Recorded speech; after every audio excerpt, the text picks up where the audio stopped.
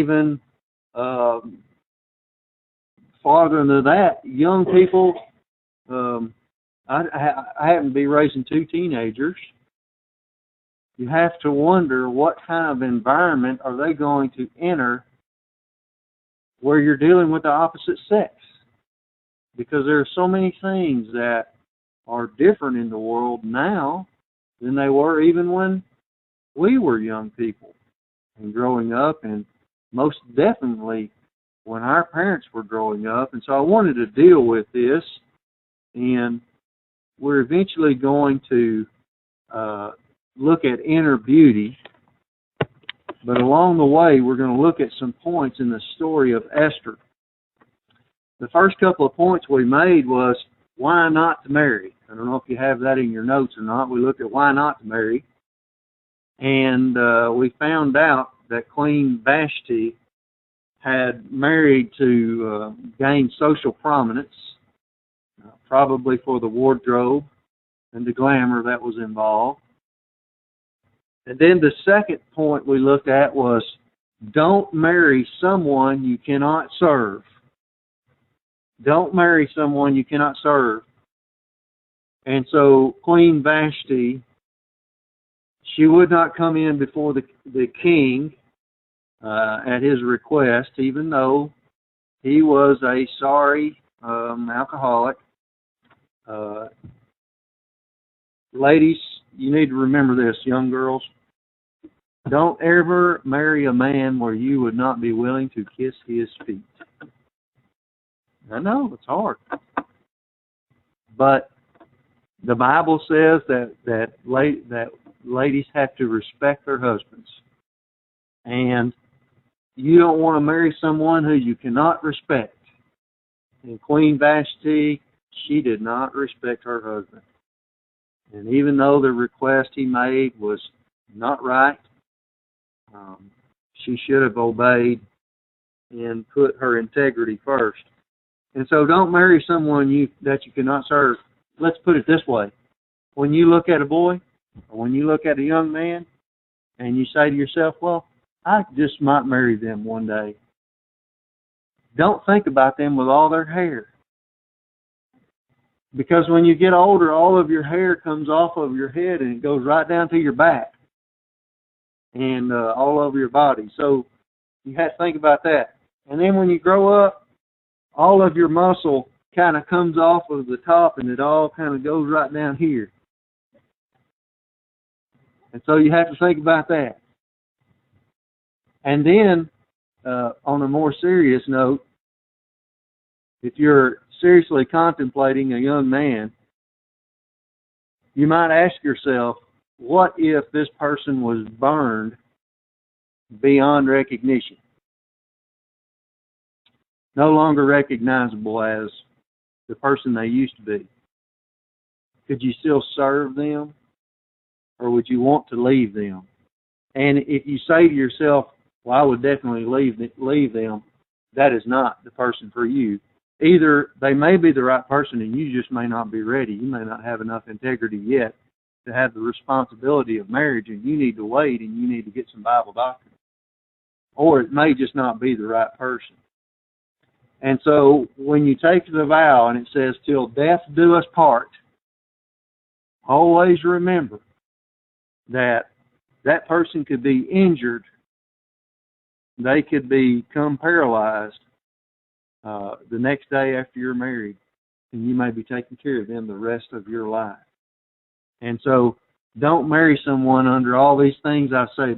Don't marry someone. You have to weigh the options. And Queen Vashti, she didn't weigh on the scales of what she was going to have to do.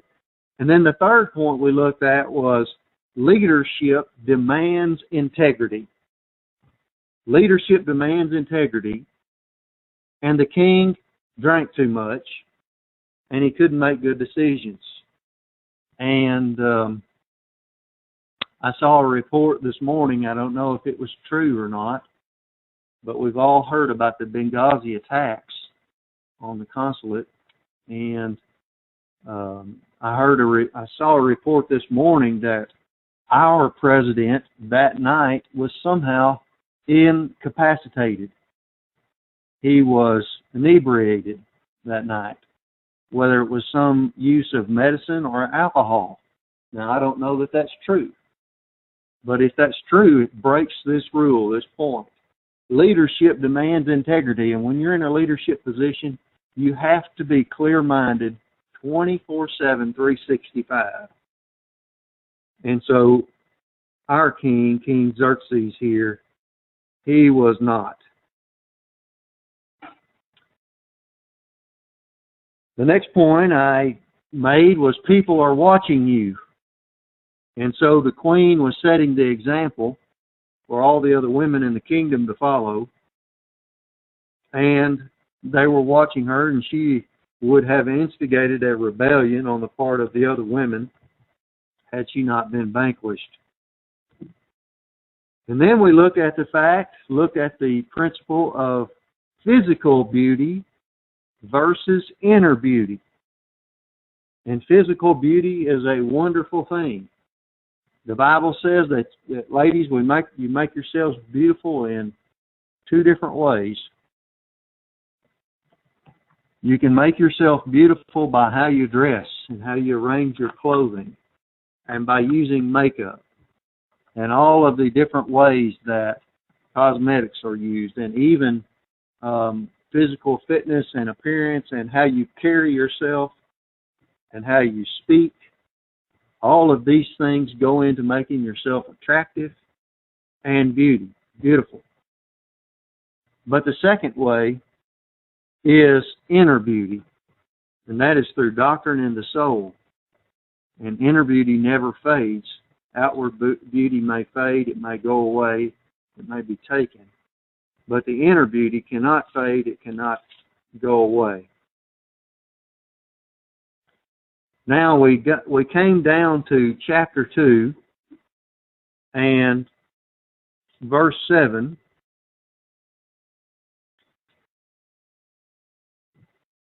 And we found out that Esther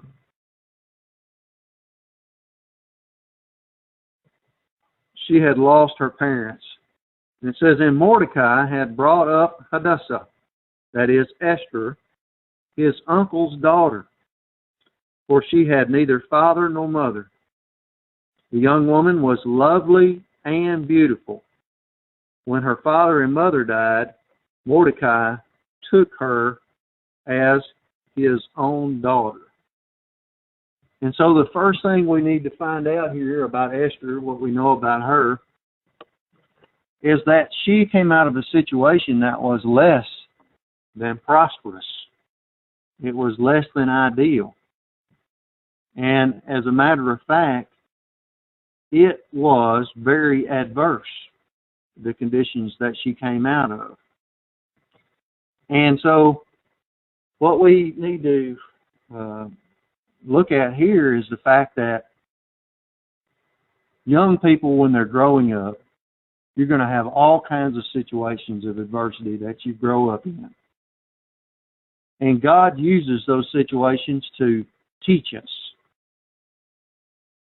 And when you're in kindergarten on the playground and you have a friend one day, and then the next day that person says to you, I don't want to be your friend anymore. I want to be friends with such and such, and they turn around and they go make mud pies with somebody else. That may seem like the end of the world to you, and you're going to have some getting over it time. Well, each situation as you're growing up, God uses. He tunes you up along the way. And so what we have to learn about Esther's life is all is not lost.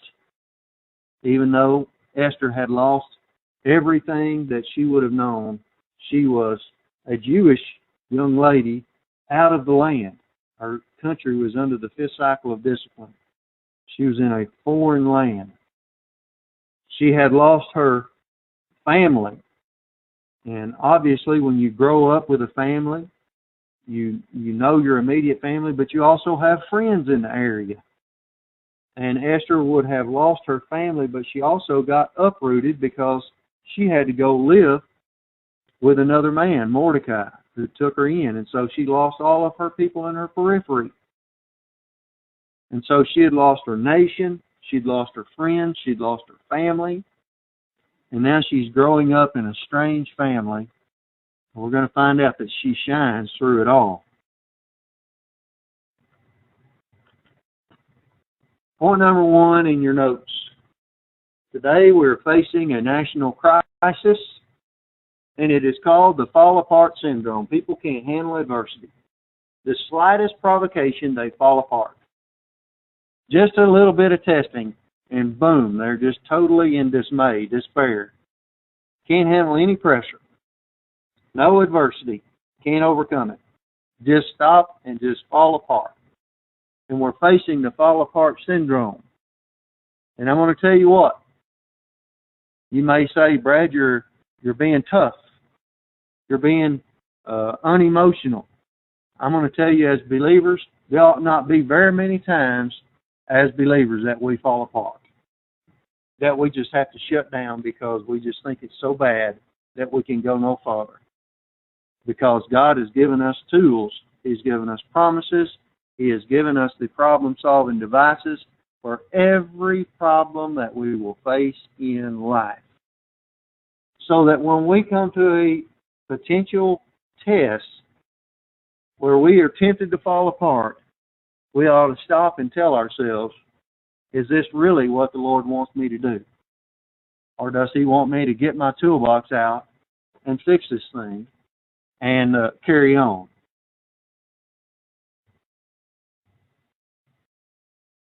What is your perception of disaster?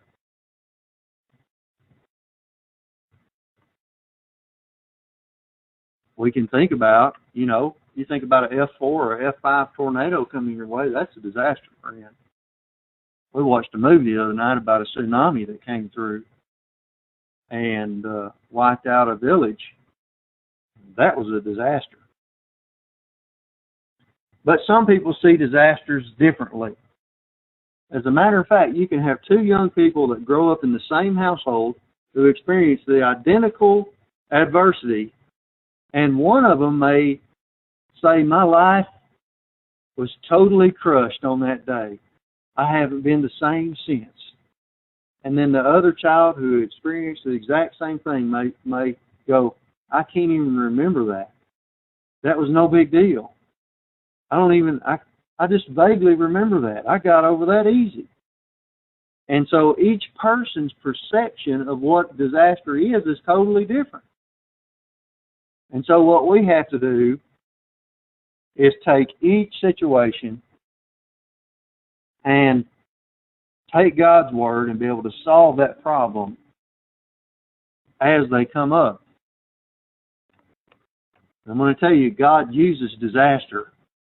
He uses super grace believers in disaster. And Christianity does its best under pressure. And so we shouldn't be falling apart. We shouldn't be surprised even when disaster comes.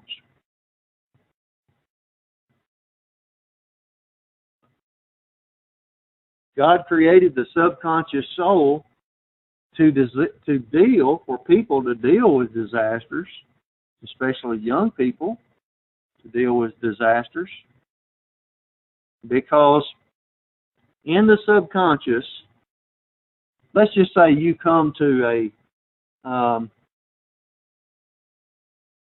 a place, a child would come to a place, let's say they lost both their parents in this tornado, and this child may be 6, 7, 8 years old. They're not old enough to know enough doctrine to be able to handle that.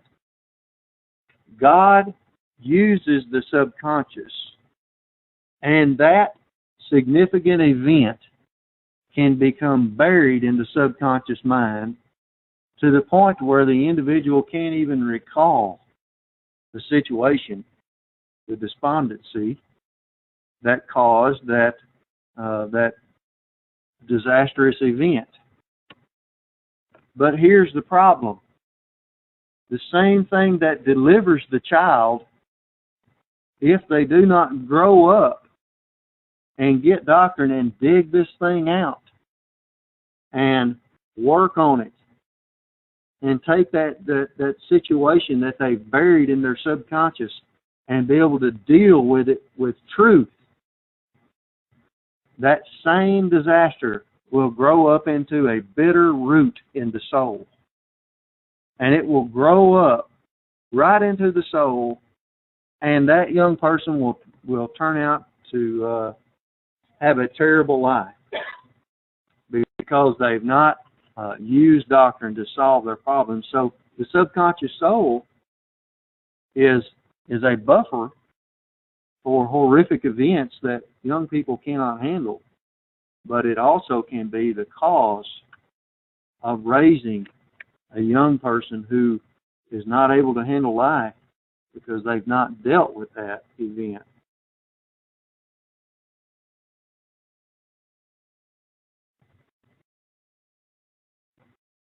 Can we say that's no big deal?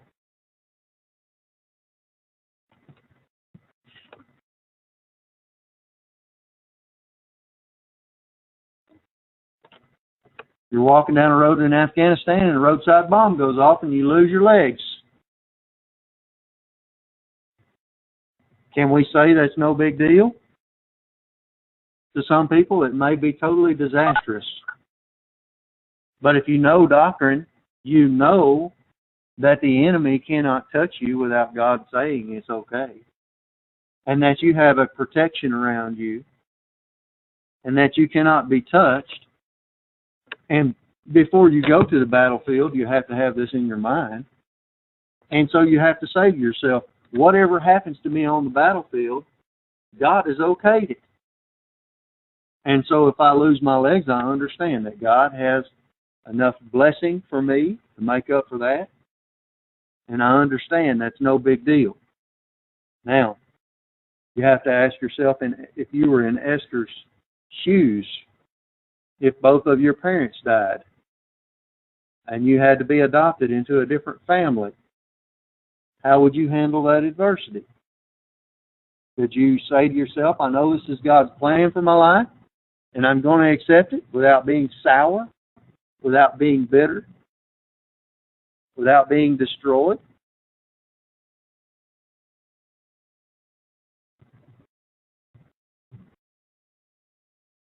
What can I not handle? We touched on this Sunday.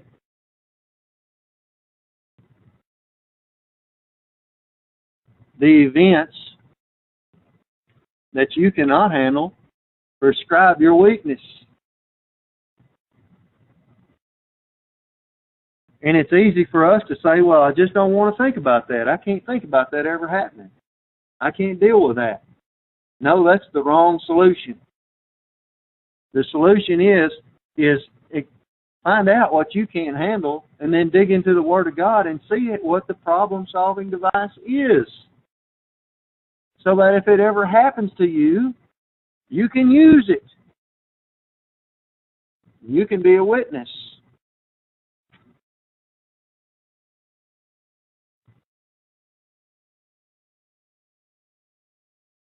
God has a solution for every adversity.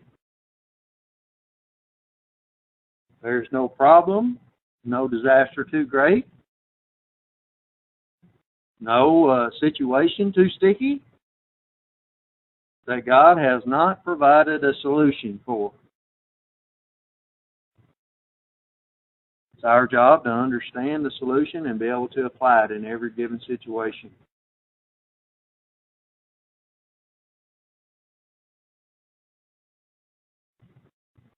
So we are to internalize the problem-solving devices. Problem-solving devices like the rebound technique. The rebound technique. The believer who understands the rebound technique can never have a guilt complex. He can never have one. Even though he may have had a terrible lifestyle previously. You understand the rebound technique, and that God forgives sins, and that He forgets them, and that He has wiped your slate clean. There is no way that you should harbor a guilt complex. And a guilt complex is a destroyer of the soul. The faith rest drill. Personal sense of destiny. All of these problem-solving devices we have to have on the flat line of our souls.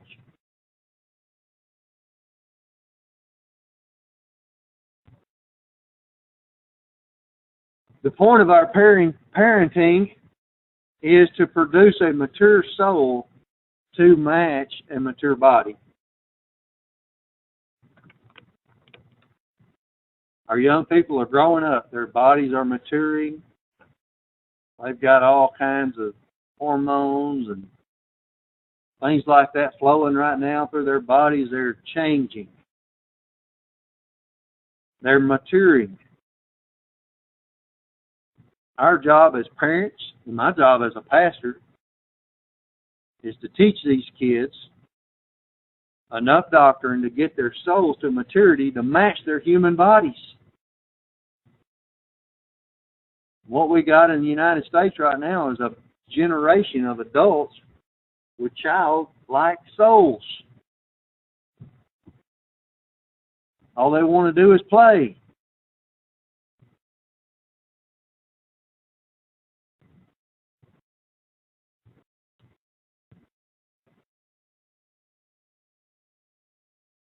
Now that we have these points, we can recognize adversity for what it is. See, I like this because this goes against human viewpoint thinking. Human viewpoint thinking says, I am going to get away from adversity. I am going to stay out of trouble as much as possible. I don't want anything to do with it. And if it comes my way, it must be a curse. But now, as believers who have grown up, and we have truth, when we come into adversity, we can recognize how God uses it. A chance to advance. That means God gives us tests in our spiritual life that we must pass in order to advance. And so when you see the tornado out your window, it is a test of two things. Are you going to panic? And are you going to get scared? Fear in your life? Or are you going to use the faith rest drill and the deadliest weapon you have, prayer? See, that's the ultimate choice to make right there when a tornado is knocking at your window to pass the test. And then also an opportunity to glorify God. When we pass the test, use God's tools to do it, we glorify Him.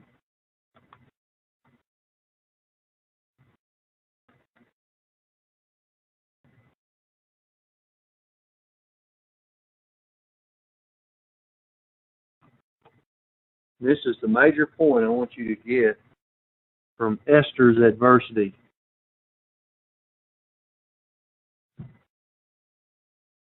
See, I had a hard time looking at this and saying, you know, because my 15-year-old daughter, 14-year-old daughter, that's probably about how old Esther was. She was probably 15 to 18 years old. If she was put in that situation, how would she handle it? Could she pass? Esther's parents had died. She lost her friends. She lost her nation. She's living in a foreign land with foreign people. She'd been adopted into a home which she did not know. And she did not hate God. She did not turn sour. She was not bitter about what had happened. She simply said to herself, to God, I trust your plan for my life. I know that all the situations were out of my control.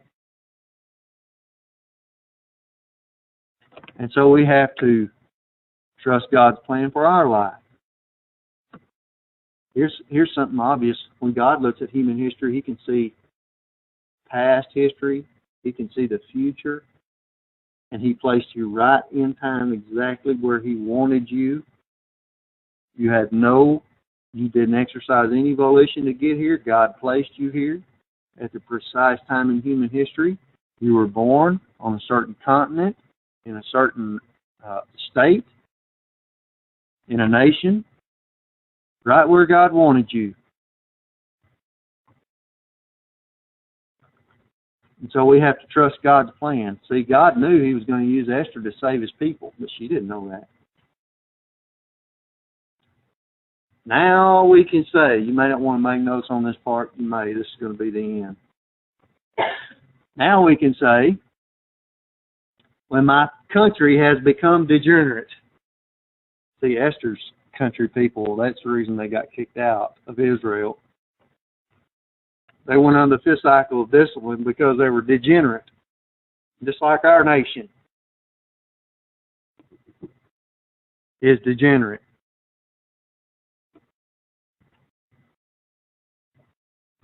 All is not lost. Thank God for that.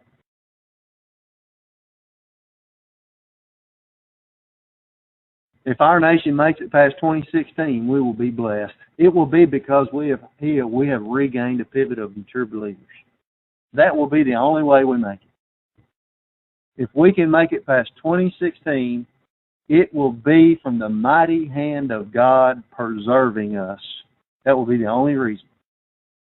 Because He says, no, wait, there's enough believers down here to hold off the judgment. There's enough mature believers. Just believers is not going to do it. Mature believers. That's why we're here on Wednesday night. Many people say, well, why would you do that on Wednesday night? Everybody has to stop everything on Wednesday night. Stop and do that. We're holding off the judgment. You don't understand how important this Bible class is. In Hebrews, the writer of Hebrews would say, we'll go on to maturity if there's time.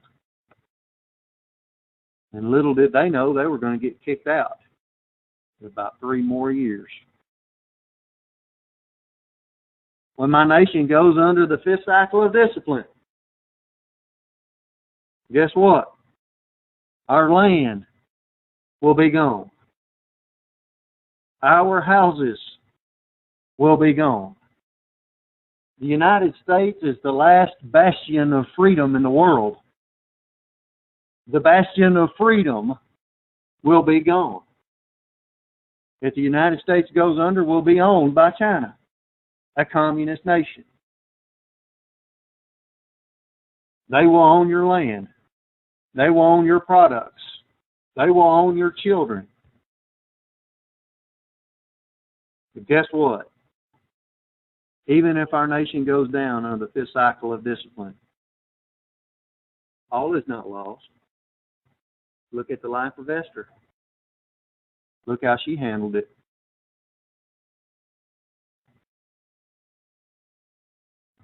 When I lose my friends, guess what?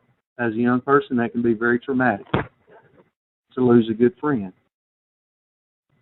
All is not lost. God makes up for in blessing anything that we lose in this life. We just have to realize it.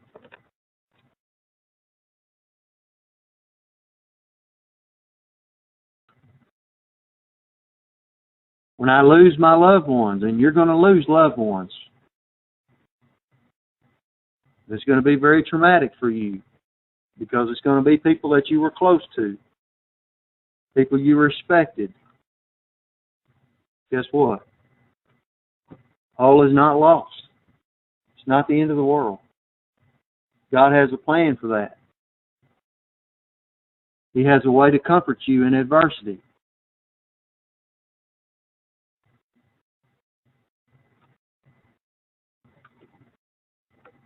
When you're uprooted and everything seems strange around you, I tell you what, I've been uprooted.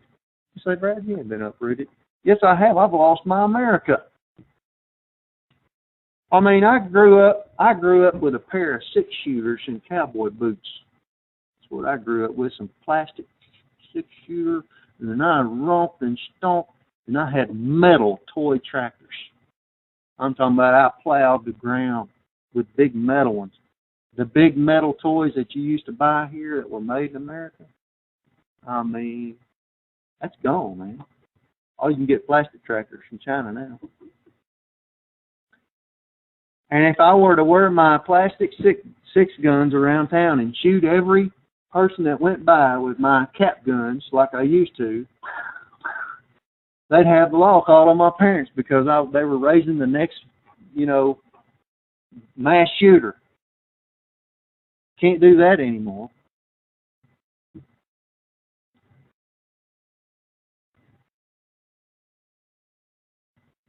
So young people, if you're ever uprooted and everything seems strange, you may even get hauled to a strange land like Esther was.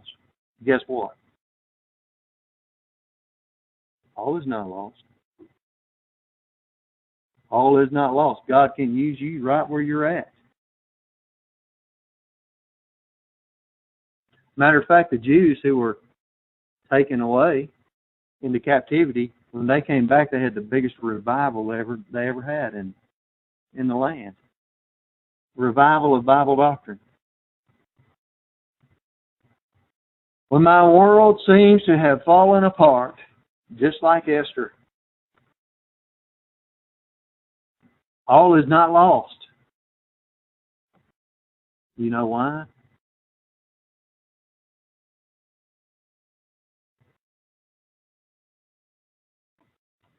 Because God the Father has a plan for your life that is greater than any adversity ever known to man. Yes, He does. All is not lost. And we may face some bitter adversity in our lives. But any adversity can never match the grace that God gives His believers in their time of need.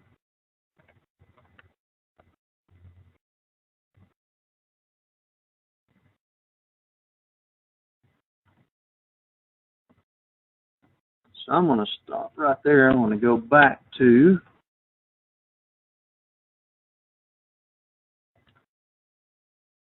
verse 8. Actually, verse 7. I do want to make one more point.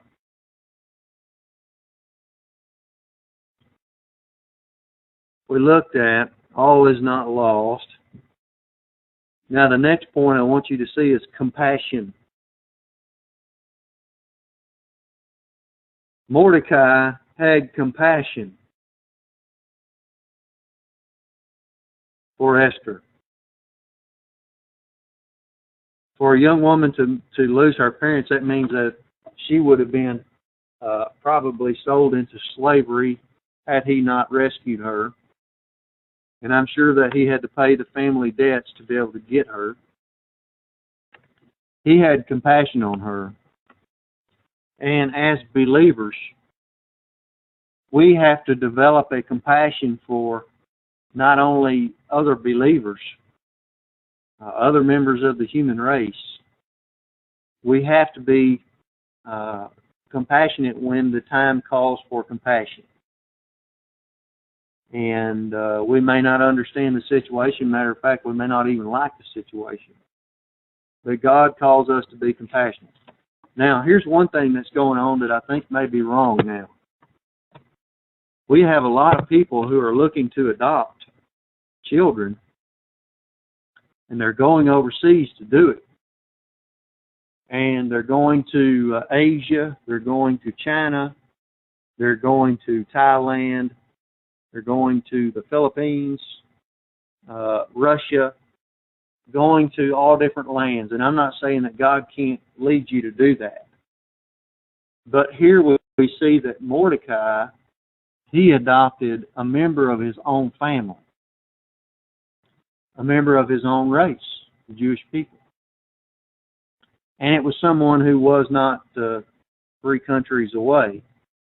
And so when you take a child and you rip them out of their cultural background and their the way they were raised, and you try to integrate them into American society, it really may be more harsh than them living in an orphanage in their country where they are from.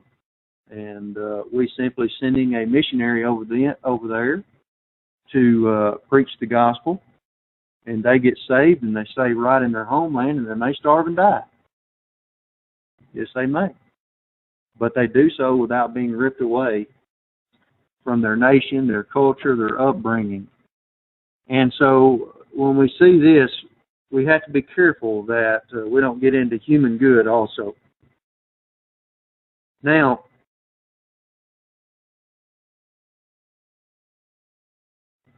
I want you to see that Esther, it says here, the young woman was lovely and beautiful. And this points to two facets of her attractiveness.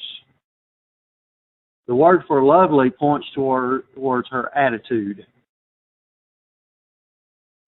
The word beautiful points towards her physical attractiveness. And so she had beauty and integrity. Let's go here.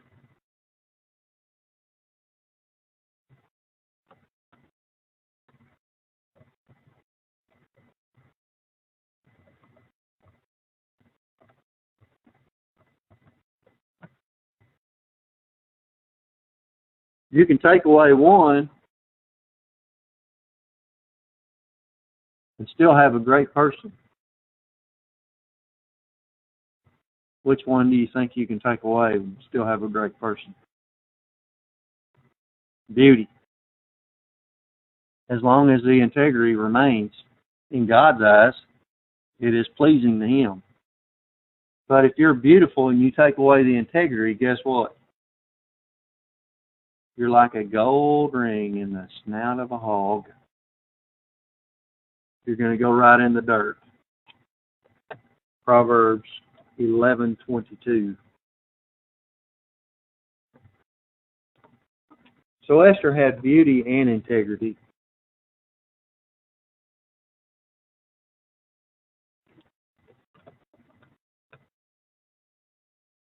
We're going to see here the beginning of God's plan for her life.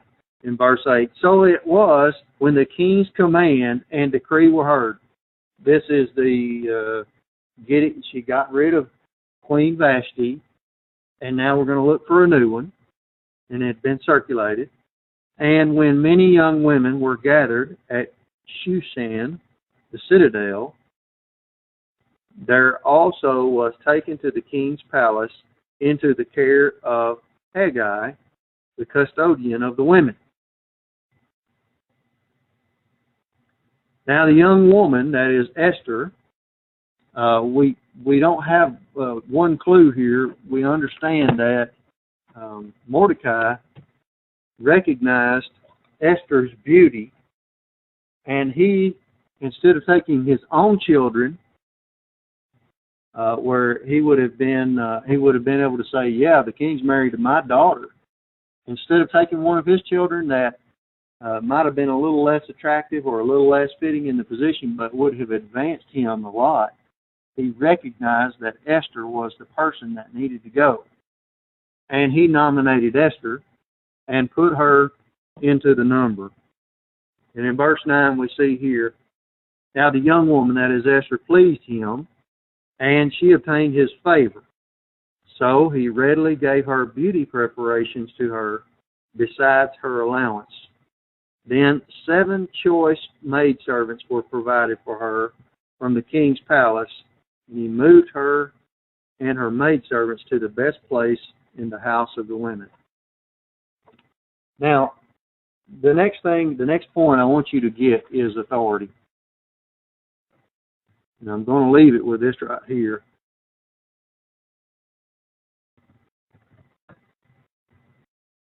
Think about this. This young lady lost her parents, got adopted into a new family. Now Mordecai, the head of the family, says, young lady, you're coming with me. She said, no, I can't handle being uprooted again. You can't take me. You can't rip me out of another household. You can't do this to me. No, she said, yes, sir. Mordecai, she recognized his integrity, his decision-making was good, and she submitted herself to his authority. Now, we find out that she got placed under another man's authority. His name was Haggai. Just think if Mordecai had Esther by the hand and he was dragging her to the building where she was going to go, and she was kicking and screaming, "No, I'm not going. I'm not going." Haggai would have looked at her and said, "Don't you dare leave her here. I'm not putting up with that." No. He walked up with her, and she introduced herself, and he was pleased with this young woman's physical attractiveness, and not only that, she made a good first impression. She used her manners. And so she responded to his authority, and that's how she gained favor. Isn't it amazing that good manners is going to save the Jewish people in this story? Good manners is going to save a whole nation of people.